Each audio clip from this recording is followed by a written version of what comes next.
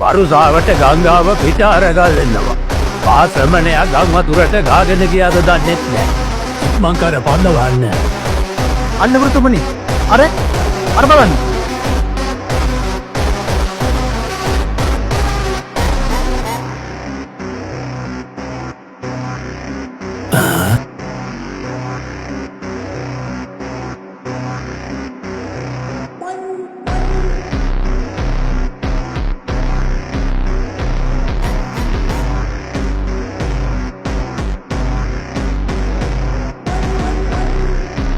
ශ්‍රමණයාට දල පාරට අසුන වී ඇවිද යන්නත් පුළුවන්.